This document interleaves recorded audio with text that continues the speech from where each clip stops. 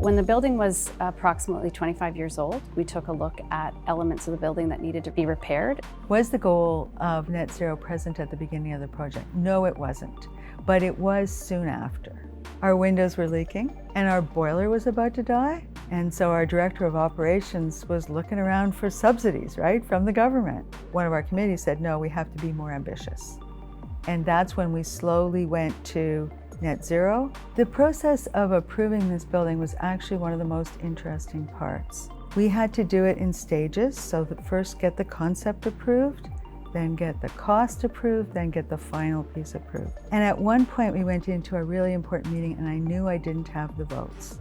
And a group of architects on council didn't want to spend $3.2 million on a good-looking mechanical room. But one of them said, well, if you redo the whole building, then I'll vote yes.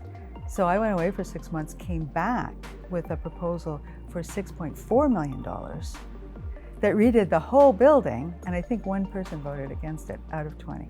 And I think that was one of the best moves that we made.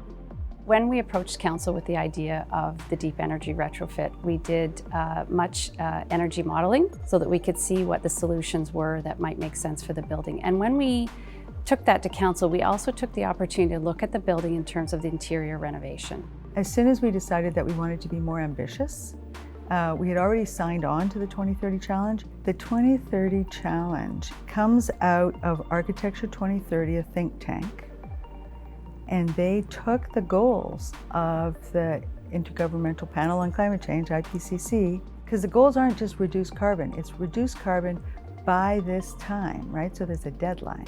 So they took those goals and they transferred them into buildings and said, by this date, new buildings should achieve this. And we started out with the 2030 Challenge. Do we do the current rate, 50%, or do we go to net zero 100%? And so that was the debate that we had. And we felt that it showed the most leadership and it gave the most value to our membership if we went to net zero right away. The Ontario Association of Architects is the regulator for the practice of architecture in Ontario. We recognize the vital link between the work that we do and addressing climate action. And we do that through a variety of means, including education of our members. One of the key goals and objectives of this renovation and refresh project was to use it as a leadership opportunity to demonstrate what you can do with a six-sided building that is predominantly covered in glass and take it to net zero.